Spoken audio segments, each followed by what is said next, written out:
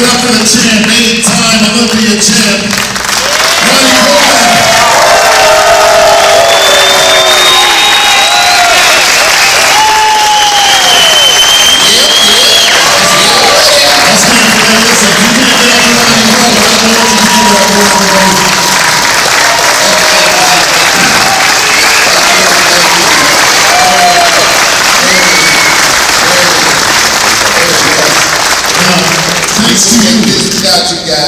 Ronnie, thanks to you, I can't go into a gym anywhere in this world without hearing all of a sudden randomly, "Yeah, buddy, lightweight."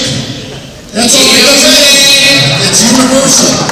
It's all good. Hey, everybody saw me fall when I came in. I'm okay. I planned that. I'm going to do a flip. Yep. And I thought, nah, this floor might cave in or something. So let me just fall. Well, that's acting right there. Yeah. Well, sir, you're a great actor, and it was beautifully well done. You had to sound a little nervous there for a second. Yeah. If you wasn't in on the whole joke. I'm okay. Well, take me back now, okay? Now listen, we've done many seminars running together and all that kind of stuff. But the one thing we've never been able to talk about is that Arnold victory. Oh yeah. And a lot of people think that might have been the best Ronnie Coleman we've ever seen. You've actually said many times that might be one of your best. Is it the best? I think the 98 Olympia was one of my best personally, but a lot of people have said that 2001 on Plastic Man was my best. I know I trained hard, dieted hard, and it was one of the hardest shows that I've done because I had just come off of the Olympia, and I've never ever done a show like that.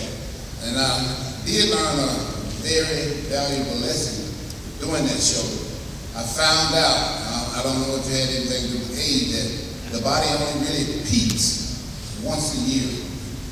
I mean, you look good in some shows, you look good in another show, but to actually peak, the body will only do it once a year. And thank God it wasn't a death-defying lesson because when I tried to do the Olympia that year, that same year, I didn't know what exhaustion was at first. And people used to always say they had to go to the hospital for exhaustion. I'm like, exhaustion, going to the hospital? Why would you have to go to the hospital for that?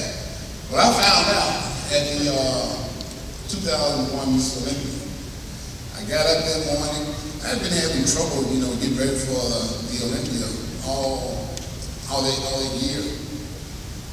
At a certain point, stages of your diet and your preparation, you look a certain way.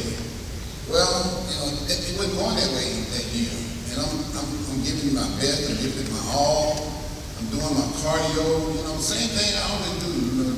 Stick to the plan and the routine that got you where you are.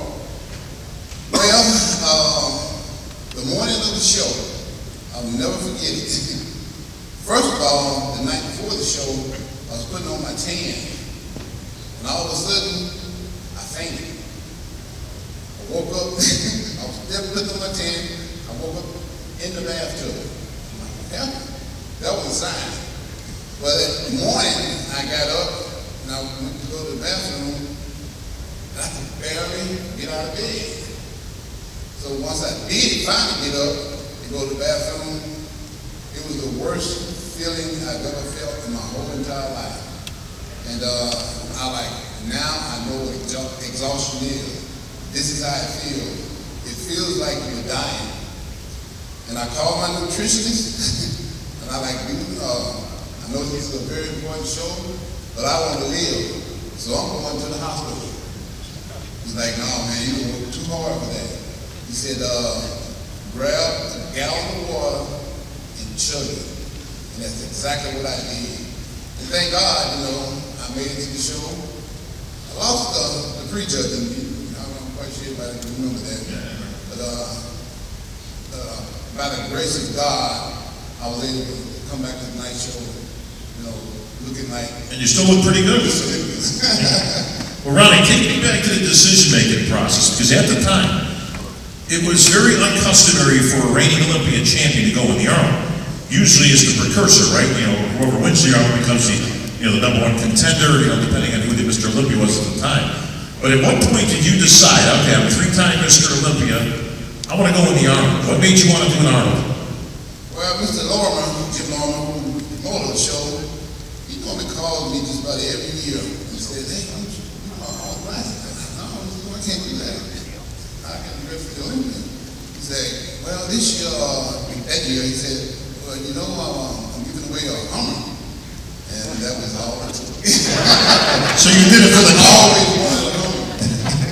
H1 Hummer, not that H2 thing. It was the H1 one of the greatest prizes I've ever won.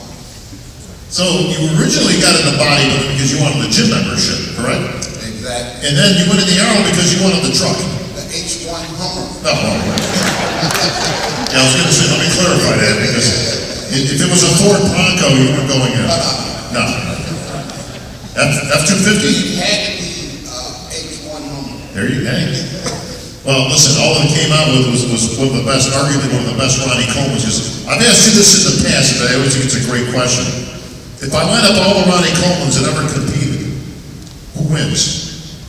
And don't say Ronnie Coleman. Probably, like I said before, the 1998 version of my first Mr. Olympia. So 98 beats everybody else.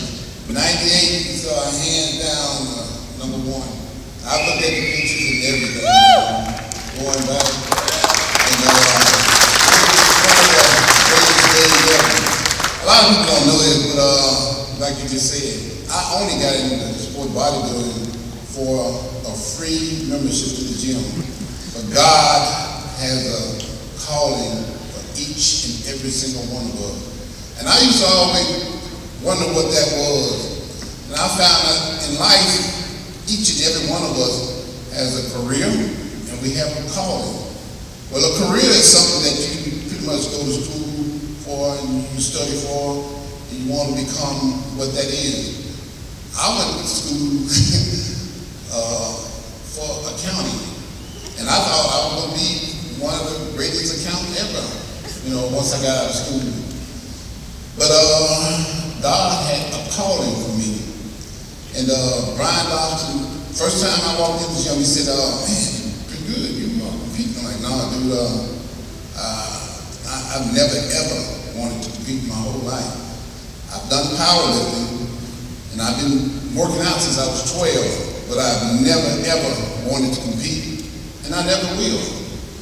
Well, Mr. Dawson was pretty persistent. Second day go by, same thing. No, Brian, I don't want to compete. Third day go by, no, Brian, I don't want to compete. Fourth day go by, and he said, I'll tell you what, I give you a free membership to the gym if you compete in the show. Coming up in 3 months, he's like, I teach how to train as a bodybuilder, diet, everything. I'm like, dude, you should live that.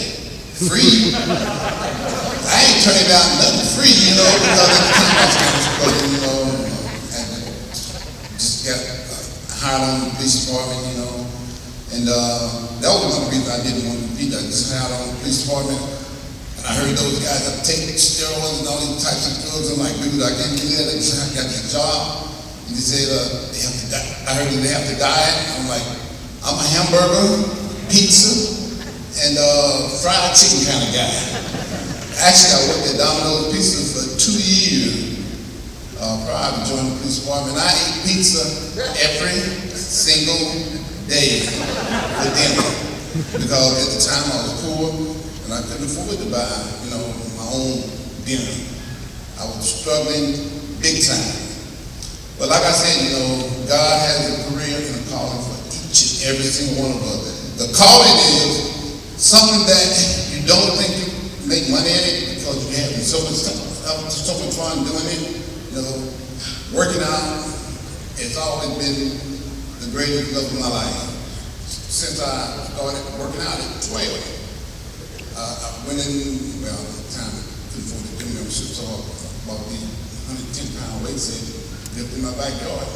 I loved with it, and because I was, having so much fun doing it, a like, there's no way you can make a living, doing something you love. But that's your calling. Something that you love so much that you don't think you can make a living at it. Because it's so easy, in a sense. When I say easy, it's something you truly love doing.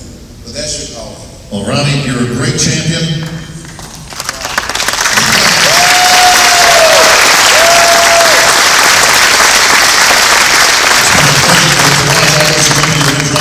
Becoming the champions you have.